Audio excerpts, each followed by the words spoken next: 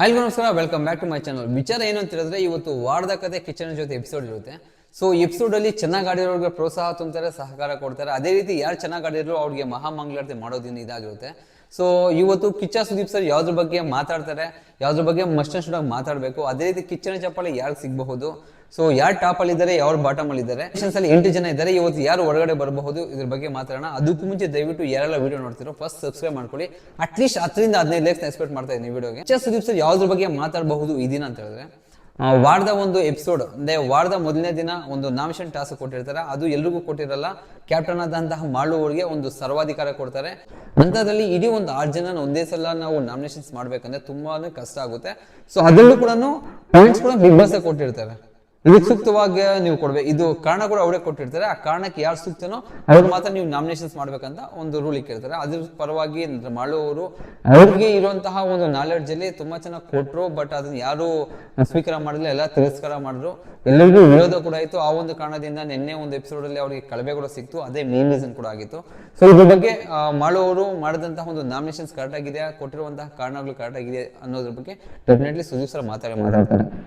So ಅದಾದ್ಮೇಲೆ ನನಗೆ ಇನ್ನೊಂದು ಮಸನ್ ಸ್ಟುಡಿಯೋಗೆ ಏನ್ ಮಾತಾಡಬಹುದು ಅನ್ಸಿದ್ರೆ, ಸುದೀಪ್ ಅವ್ರ ಬಗ್ಗೆ ಮಾತಾಡ್ತಾರೆ. ಯಾಕಂತ ಹೇಳಿದ್ರೆ ಟಾಸ್ಕ್ ಅಲ್ಲಿ ಗೆದ್ದಾಗ ನಾಮಿನೇಷನ್ಸ್ ಟೀಮ್ ಅನ್ನೋದು ಒಂದು ಟಾಸ್ಕ್ ಅಲ್ಲಿ ಗೆದ್ದಿರುತ್ತೆ. ಅವಾಗ ಖುದ್ದಾಗಿ ರಾಶಿಕಾಂತ್ ಇಡೀ ತಂಡದ ಹತ್ರ ಹೋಗ್ಬಿಟ್ಟು ಕಾಕ್ರೋಚ್ ಸುದೀಪ್ ಅವರು ದಯವಿಟ್ಟು ಈ ಒಂದು ಚಾನ್ಸ್ ಕೊಡಿ, ಈ ಸಲ ನಂಗೆ ಸೇವ್ ಮಾಡಿಬಿಡಿ ಅಂತ ಅವರ ಒಂದು ಆತ್ಮವಿಶ್ವಾಸ ಕಳ್ಕೊಂಡು ಎಲ್ಲೋ ಅವ್ರ ಮೇಲೆ ಅವ್ರಿಗೆ ಒಂದು ಧೈರ್ಯ ಇಲ್ಲ, ಚೆನ್ನಾಗಿ ಆಡ್ತೀನೋ ಇಲ್ಲಾಂದ್ರೆ ನಾನು ಸೇವ್ ಆಗ್ತೀನಿ ನಂಬಿಕೆನೆಲ್ಲ ಕಳ್ಕೊಂಡ್ಬಿಟ್ಟಿದ್ರೆ ತುಂಬಾ ಅವ್ರಿಗೆ ಡಿಗ್ರೇಡ್ ಮಾಡ್ಕೊಂತಿದ್ರೆ ಅನ್ಸ್ತಿದೆ. ಅದ್ರ ಬಗ್ಗೆ ಅವ್ರನ್ನ ಪ್ರೋತ್ಸಾಹ ಮಾಡೋದಕ್ಕೂ ಇಲ್ಲ ಅಂತ ಹೇಳಿದ್ರೆ ಅವ್ರಿಗೆ ಧೈರ್ಯ ತುಂಬಕ್ಕಾದ್ರೂ ಸುದೀಪ್ ಸರ್ ಖಂಡಿತ ಮಾತಾಡ್ತಾರೆ. ಸೊ ರಕ್ಷಿತಾ ಬಗ್ಗೆ 100% ಮಾತಾಡ್ತಾರೆ. ರಕ್ಷಿತಾ ಯಾಕೆ ಅಂತ ಹೇಳಿದ್ರೆ, ಟಾಸ್ಕ್ ಆಡುವಾಗ ತುಂಬಾ ಚೆನ್ನಾಗಿ ಮಾತಾಡ್ತಾಳೆ, ತುಂಬಾ ಚೆನ್ನಾಗಿ ಸ್ಟ್ಯಾಂಡ್ ತಗೊಂತಾಳೆ. ಟಾಸ್ಕ್ ಅಲ್ಲಿ ಪರ್ಫಾರ್ಮೆನ್ಸ್ ಮಾಡ್ಬೇಕಲ್ವಾ, ಅವಾಗ ಇವಾಗ ಒಂದು ನಿರ್ಣಯ ತಗೋವಾಗ ಯಾವ ತರ ಸ್ಟ್ಯಾಂಡ್ ತಗೊಂಡು ಯಾವ ತರ ನಿಂತ್ಕೊಂತಾಳೋ ಅದೇ ರೀತಿ ಆಟ ಆಡೋ ಟೈಮಲ್ಲಿ ಬಂದಾಗ ಬೇರೆಯವರು ಕನ್ವಿನ್ಸ್ ಮಾಡಿದ್ರೆ ಈಸಿ ಕನ್ವಿನ್ಸ್ ಆಗ್ಬಿಡ್ತಿದ್ದಾಳೆ. ಸೊ ನಾನು ಆಡ್ತೀನಿ ಅಂತ ಮುಂದೆ ಹೋಗ್ತಾಳೆ. ಬೇರೆಯವರು ನೀನ್ ಬೇಡ, ಅದು ತೂಕ ಇರುತ್ತೆ, ಸಪೋಸ್ ಕಷ್ಟ ಆಗುತ್ತೆ, ನಿನ್ಗೆ ಹೈಟ್ ಸಾಲಲ್ಲ ಅಂತ ಹೇಳಿದಾಗ ಎಲ್ಲೋ ಒಂದು ಪಾಯಿಂಟ್ ಅಲ್ಲಿ ಕನ್ವಿನ್ಸ್ ಆಗ್ಬಿಡ್ತಾಳೆ. ಅದನ್ನ ಅಲ್ಲಿಗೆ ಬಿಟ್ಬಿಟ್ಟು ಮತ್ತೆ ಬಂದ್ಬಿಡ್ತಾಳೆ. ಅದನ್ನ ಆ ಚಾನ್ಸ್ ನ ಬೇರೆಯವರು ಫುಲ್ಫಿಲ್ ಮಾಡ್ತಾರೆ. ನೋಡ್ಕೊಬಹುದು ಈ ಒಂದು ವಾರದಲ್ಲಿ ಆಲ್ಮೋಸ್ಟ್ ಆಡಿದ ಒಂದೇ ಒಂದು ಟಾಸ್ಕ್ ಆಡಿರ್ಬೋದು ಅಷ್ಟೇ ಅವಳು. ಬಟ್ ಬೇರೆ ನಿರ್ಧಾರ ತಗೊಳುವಾಗ ತುಂಬಾ ಚೆನ್ನಾಗಿ ತಗೊಂತಿದ್ದಾಳೆ. ಅದಕ್ಕೆ ಕೊಡೋ ರೀಸನ್ಸ್ ತುಂಬಾ ಚೆನ್ನಾಗಿದೆ.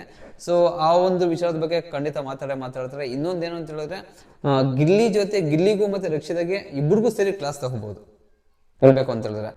ಚಿಕ್ಕ ವಿಚಾರಗಳು ಮಾಡಿದಾಗೆ ಮುಟ್ಕೊಳ್ತಾರ ಹೇಳಿದ್ದಾರೆ. ಅಂತದ್ರಲ್ಲಿ ಈ ವಾರ ಒಂದು ಅಂದ್ರೆ ನಿಯಮ ಉಲ್ಲಂಘನೆ ಮಾಡೋ ರೀತಿ ಕಿವಿಯಲ್ಲಿ ಮಾತಾಡ್ಕೊಳ್ಳೋದು ಟಾಸ್ಕ್ ನಡೆಯುವಾಗ, ಸೊ ಆ ಒಂದು ವರ್ತನೆಗೆ ಏನಾದ್ರು ಕಿಚ್ಚ ಸುದೀಪ್ ಸರ್ ಸ್ಟ್ರಾಂಗ್ ಆಗಿ ಕ್ಲಾಸ್ ತಗೊಬೋದಾ ಅನ್ಸುತ್ತೆ ನನಗೆ.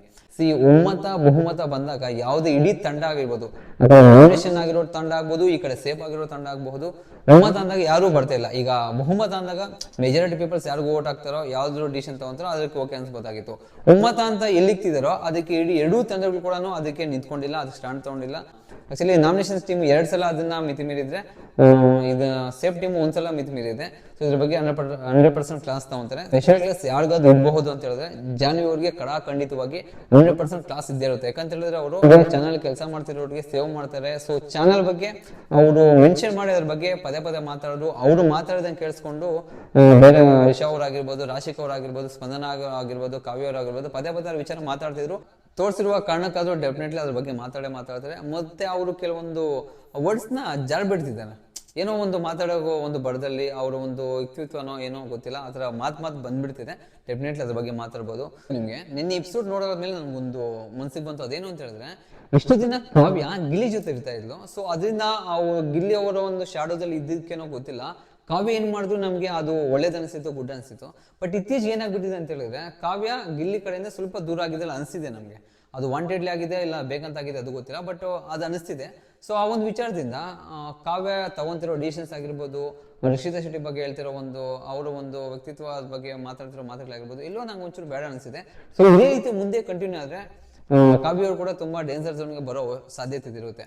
ನಿನ್ನೆ ನೋಡ್ಕೊಬಹುದು ನೀವು, ನಿನ್ನೆ ಎಪಿಸೋಡ್ ಆದ್ಮೇಲೆ ಇಷ್ಟು ದಿನ ಆ ಬಕೆಟ್ ಗ್ಯಾಂಗ್ ಅಂತ ಏನ್ ಸೀಮಿತ ಇದೆ, ಅವ್ರು ಮಾತ್ರ ರಕ್ಷಿತಾ ಬಗ್ಗೆ ಜಲಸ್ ಬೀಳ್ತಿದ್ರು. ನಿನ್ನೆ ಖುದ್ದಾಗಿ ಸ್ಪಂದನ ಮತ್ತೆ ಕಾವ್ಯ ಕೂಡ ರಕ್ಷಿತಾ ಶೆಟ್ಟಿ ಬಗ್ಗೆ ಜಲಸ್ ಬೀಳ್ತಿದ್ದಾರೆ.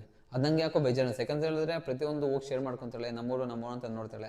ಸೊ ಇವರೇ ರಕ್ಷಿತಾ ಶೆಟ್ಟಿ ಬಗ್ಗೆ ಬ್ಯಾಡ್ ಆಗಿ ಮಾತಾಡ್ತಿದ್ರೆ, ಅದು ಯಾವುದೋ ಒಂದು ಯಾವುದೋ ಒಂದು ಸಿಚುವೇಶನ್ ಬಂದಾಗ ಸುದೀಪ್ ಸರ್ ಕೇಳಿದ್ರೆ ನಾನೇ ನಿಂತ್ಕೊಂಡು ಹೇಳ್ತೀನಿ ಅನ್ನೋ ಮಟ್ಟಕ್ಕೆ ಬಂದಿದ್ದಾರೆ ಸ್ಪಂದನ ಅವರು. ನೋಡ್ಬೇಕು ಏನ್ ಮಾತಾಡ್ತಾರೋ, ಅವ್ರ ಬಗ್ಗೆ ಏನ್ ಹೇಳ್ತಾರೋ ಅಂತ ಹೇಳ್ಬಿಟ್ಟು. ಸೊ ಇನ್ನೊಂದು ವಿಚಾರ ಏನಂತ ಹೇಳಿದ್ರೆ, ಅಶ್ವಿನಿ ಮತ್ತೆ ಜಾನ್ವಿ ಅವ್ರ ಬಗ್ಗೆ ಮಾತಾಡಲೇಬೇಕು. ಅವರು ಬೇಕಂತ ಮುಂಚೆನೆ ಮಾತಾಡ್ಕೊಂಡು ಆತರ ಗಲಾಟೆ ಮಾಡ್ಕೊಂತಿದ್ದಾರೋ, ಆತರ ಜನರಲ್ ನಂಬಿಸೋದಕ್ಕೆ, ಆತರ ಇರೋ ಕಂಟೆಸ್ಟ್ ನಂಬಿಸೋದಕ್ಕೆ ಆತರ ಮಾಡ್ತಿದ್ದಾರೋ ಅನ್ನೋ ಗೊತ್ತಿಲ್ಲ. ಅಲ್ಲಿ ಗಲಾಟೆ ಆಗಿರ್ತಾರೆ, ನೆಕ್ಸ್ಟ್ ದಿನ ಸ್ವಲ್ಪ ಸ್ವಲ್ಪ ದೂರ ಇರ್ತಾರೆ, 3 ದಿವಸ ಮತ್ತೆ ಚೆನ್ನಾಗಿ ಒಂದೇ ಬೆಡ್ಡಲ್ಲಿ ಕೂತ್ಕೊಂಡು ತಿನ್ಕೊಂಡು ಮಾತಾಡ್ಕೊಂಡು ಆರಾಮಾಗಿ ಗಾರ್ಡನ್ ಎಲ್ಲ ಸುತ್ತಾಡ್ಕೊಂಡಿರ್ತಾರೆ.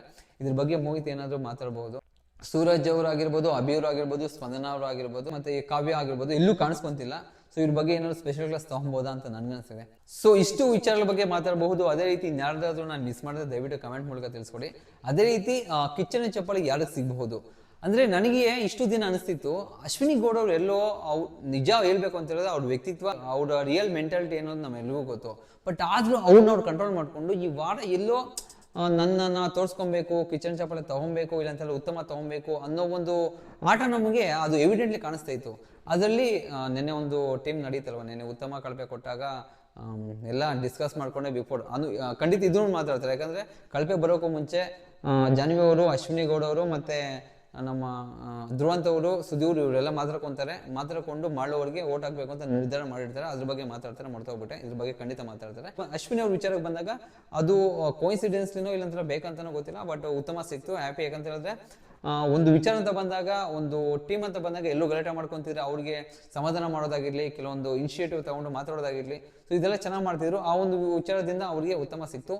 ಸೊ ಕಿಚನ್ ಚಪ್ಪಾಳೆ ಸಿಗಬಹುದಾ ಅಂತ ಹೇಳಿದ್ರೆ ಸಿಕ್ತಿತ್ತೇನೋ, ಬಟ್ ಆದ್ರೆ ಒಂದು ಕಳಪೆ ವಿಚಾರದಲ್ಲಿ ಅವರು ಡಿಸ್ಕಸ್ ಮಾಡ್ಕೊಂಡ್ರಲ್ವಾ, ಸೊ ಯಾರಿಗಾಗ್ಬೇಕು ಅಂತ ಈ ವಿಚಾರದಲ್ಲಿ ಏನಾದ್ರು minus ಆಗಬಹುದೇನೋ.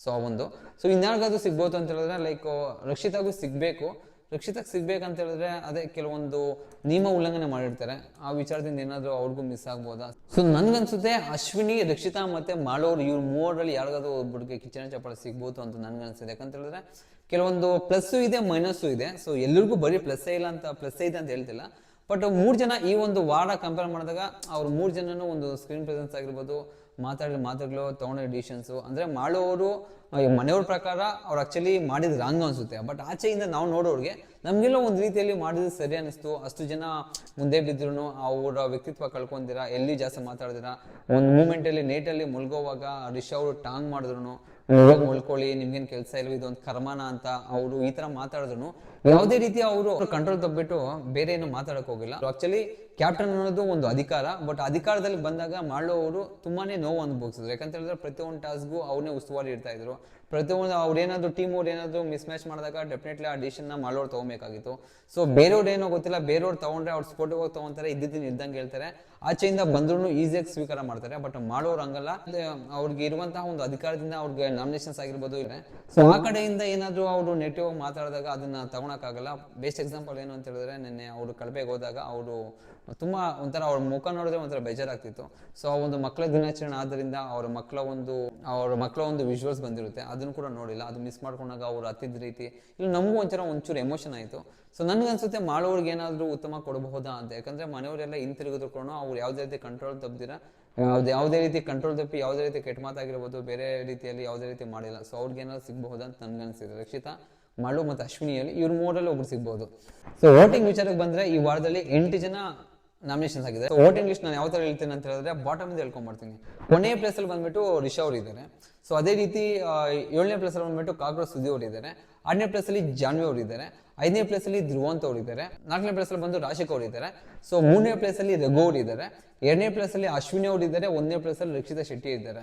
Rakshita Shetty last week Gilli compare ಮಾಡಿದ್ರೆ ಈ ವೀಕ್ ಅವ್ರಿಗೆ ಅತ್ಯುತ್ತಮವಾದ ಒಂದು ಓಟ್ ಬಂದಿದೆ. 24% ಇಂದ ಭರ್ಜರಿ ಆಗಿ 1ನೇ ಪ್ಲೇಸ್ ಅಲ್ಲಿ ಇದ್ದಾರೆ. ಪ್ಲಸ್ ರಘು ಅವರು ಮತ್ತೆ ಅಶ್ವಿನಿ ಅವರು ಈಕ್ವಲ್ ಆಗಿದ್ದಾರೆ. ಅವರು ಆಲ್ಮೋಸ್ಟ್ 15% ಸಮಥಿಂಗ್ ವೋಟ್ಸ್ ಅಲ್ಲಿ ಈಕ್ವಲ್ ಆಗಿದ್ದಾರೆ. ಸೊ ಅದಕ್ಕೆ ಲಾಸ್ಟ್ ಗೆ ಬಂದ್ಬಿಟ್ಟು ನಮಗೆ ನಮ್ಮ ರಿಷಾ ಅವ್ರಿಗೆ 6 to 7% ವೋಟಿಂಗ್ ಮಾತ್ರ ಬಿದ್ದಿದೆ. ಯಾಕಂತ ಹೇಳಿದ್ರೆ ಈ ವಾರದಲ್ಲಿ ಅವ್ರು ಹೇಳ್ಕೊಳ್ಳೋ ಮಟ್ಟಿಗೆ ಯಾವುದೇ ರೀತಿ ಪರ್ಫಾರ್ಮೆನ್ಸ್ ಕೊಟ್ಟಿಲ್ಲ. ರಿಷಾ ಅವರು ಕೊನೆ ಸ್ಥಾನದಲ್ಲಿದ್ದಾರೆ. ಸೊ ನೋಡ್ಬೇಕು ಕೊನೆಯಲ್ಲಿರೋರೆ ವೋಟಿಂಗ್ ಲಿಸ್ಟ್ ಮುಖಾಂತರ ಕೊನೆಯಲ್ಲಿರೋರೆ ಹೊರಗಡೆ ಬರ್ತಾರಾ, ಇಲ್ಲ ಅಂತ ಹೇಳಿದ್ರೆ Bigg Boss expected to the unexpected ಅಂತ ಹೇಳ್ಬಿಟ್ಟು ಯಾರನ್ನಾದ್ರೂ ಮಿಡ್ಲಲ್ಲಿರೋ ಆಚೆ ಕಳಿಸ್ಬಿಡ್ತಾರೆ ಗೊತ್ತಿಲ್ಲ. ಸೊ ವೋಟ್ ಮುಖಾಂತರ ಯಾರಾದ್ರೂ ಹೊರಗಡೆ ಹೋಗಬಹುದಾ ಅಂತ ಹೇಳಿದ್ರೆ ಡೆಫಿನೆಟ್ಲಿ ರಿಷಾ ಅವರೇ ಆಗಿರ್ತಾರೆ. ಡಬಲ್ ಎಲಿಮಿನೇಷನ್ಸ್ ಇದ್ದು ನಾವೇನು ಆಶ್ಚರ್ಯ ಪಡೋ ಅವಶ್ಯಕತೆ ಇಲ್ಲ. ಸೊ ಡಬಲ್ ಎಲಿಮಿನೇಷನ್ಸ್ ಇತ್ತು ಅಂತ ಹೇಳಿದ್ರೆ ಡೆಫಿನೆಟ್ಲಿ ಕಾಕ್ರೋಚ್ ಸುದೀರ್ ಔಟ್ ಆಗ್ಬಿಡ್ತಾರೆ. ನೋಡ್ಬೇಕು, ರಿಷಾ ಅವ್ರು ಹೋಗಬಹುದು ಬೇಸ್ಡ್ ಆನ್ ವೋಟ್ಸ್ ಮುಖಾಂತರ ನೋಡೋದಾದ್ರೆ. ವಿಷಯ ಅವ್ರು ಹೋಗ್ಬೇಕು ಅವರು. ಸೊ ನೋಡ್ಬೇಕು ಯಾವ ತರ ಒಂದು ಟ್ವಿಸ್ಟ್ ತಗೊಂಡ್ಬರ್ತಾರೋ, ಟರ್ನ್ ತಗೊಂಡ್ಬರ್ತಾರೋ ಗೊತ್ತಿಲ್ಲ. ಡಬಲ್ ಎಲಿಮಿನೇಷನ್ಸ್ ಇದು ಹೇಳಕ್ಕಾಗಲ್ಲ. ಇಲ್ಲಾಂತಾರೆ ಯಾರನ್ನದು ಸೀಕ್ರೆಟ್ ರೂಮ್ ಹಾಕ್ತಾರ, ಡಬಲ್ ಎಲಿಮಿನೇಷನ್ಸ್ ಅಂತ ಹೇಳ್ಬಿಟ್ಟು ಯಾರನ್ನದು ಸೀಕ್ರೆಟ್ ರೂಮ್ ಹಾಕ್ತಾರ, ಅದು ಹೇಳಕ್ಕಾಗಲ್ಲ. ಸೊ ಇದು ಇವತ್ತಿನ ವಿಚಾರ. ನಿಮ್ಗೆ ಅನ್ಸ್ಬಹುದು ಯಾವ ವಿಚಾರ ಅದ್ರ ಬಗ್ಗೆ ಖಂಡಿತ ಸುದೀಪ್ ಸರ್ ಮಾತಾಡಲೇಬೇಕು ಅನ್ನೋ ವಿಚಾರ ನಿಮ್ಗೆ ಮನಸ್ಸಲ್ಲಿ ಇದೆ, ದಯವಿಟ್ಟು ಕಮೆಂಟ್ ಮಾಡ್ಕೊಂಡು ತಿಳಿಸ್ಕೊಡಿ. ಸೊ ಯಾರೆಲ್ಲ ವಿಡಿಯೋ ನೋಡ್ತೀರಾ ಮತ್ತೊಂದು ಬಾರಿ ಕೇಳ್ಕೊಂತೀನಿ, ದಯವಿಟ್ಟು ಲೈಕ್ ಮಾಡಿ ಸಬ್ಸ್ಕ್ರೈಬ್ ಮಾಡ್ಕೊಳ್ಳಿ. ಅಟ್ಲೀಸ್ಟ್ ಒಂದು 10 ರಿಂದ 15 ಲೈಕ್ಸ್ ಎಕ್ಸ್ಪೆಕ್ಟ್ ಮಾಡ್ತಾ ಇದ್ದೀನಿ. ಇದು ಇವತ್ತಿನ ವಿಡಿಯೋ. ನೆಕ್ಸ್ಟ್ ವಿಡಿಯೋದಲ್ಲಿ ಸಿಗೋಣ. ಅಲ್ಲಿವರೆಗೂ ಟೇಕ್ ಕೇರ್, ಬಾಯ್.